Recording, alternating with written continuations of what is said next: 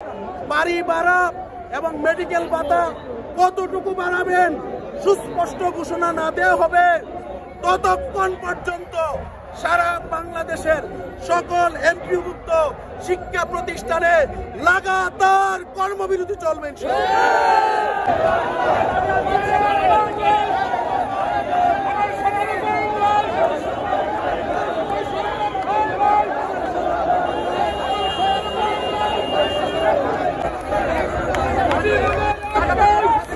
আমরা এমপিভুক্ত 5 লক্ষাধিক শিক্ষক আমাদেরকে সরকারের পক্ষ থেকে উৎসব ভাতা দেওয়া হয় মাত্র 25%।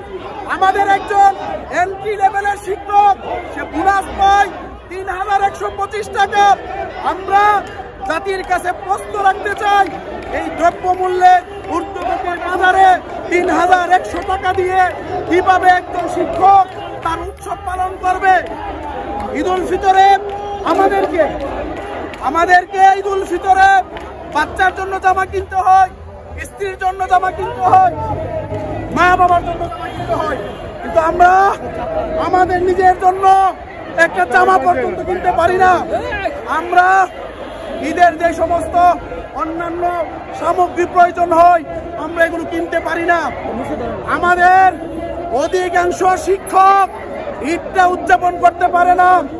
আমি দায়িত্ব নিয়ে বলছি, 3125 টাকা উৎসব ভাতা পাওয়ার কারণে বাংলাদেশের লক্ষ লক্ষ এমপিভুক্ত শিক্ষক ঈদুল আজহায় কুরবানি পর্যন্ত দিতে পারে।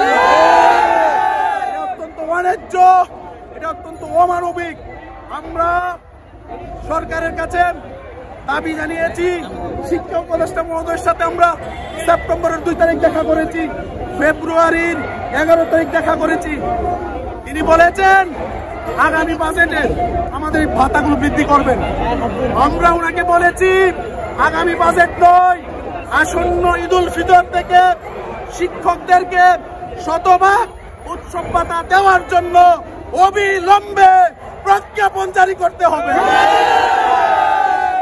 আমরা তাকে বলেছি, আপনি বলেছেন আমাদের বাড়ি ভাড়া বাড়াবেন, মেডিকেল ভাতা বাড়াবেন, আপনি কতটুকু বাড়াবেন এটা প্রেস ব্রিফিং করে অথবা আপনি নিজে এসে অথবা আপনার প্রতিনিধি এসে জাতীয় প্রেস ক্লাবে মিডিয়ার সামনে শিক্ষকদের সামনে ওপেন ঘোষণা দিতে হবে। আমরা 11 তারিখ থেকে প্রোগ্রামটি করছি, 12 তারিখ থেকে। কালকে আমাদেরকে মন্ত্রণালয়ে ডেকেছিল অতিরিক্ত সচিব হুমায়ুন কবির সাহেব, উনি আমাদের সাথে কথা বলেছেন। উনি বলেছেন আপনারা চান আমি আলোচনা করে জানাবো। আজকে 24 ঘন্টা হয়েছে, মন্ত্রণালয় আমাদেরকে আর কিছুই জানায়নি। এজন্য আমরা বাধ্য হয়ে এই সচিবালয়ের দিকে মার্চ করার জন্য এসেছি। আজকে আমরা সারা বাংলাদেশের শিক্ষা প্রতিষ্ঠানে কর্মবিরতির ঘোষণা দিয়েছি।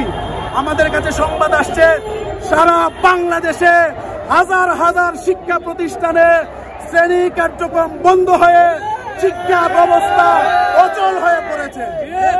আমরা আজকে ঘোষণা দিতে চাই, সরকার আমাদেরকে এনএসআই অনুরোধ করেছিল কম লোক নিয়ে বসার জন্য। আমরা অপেক্ষা করেছি, সরকার কম লোক দিয়ে কথা শুনে না।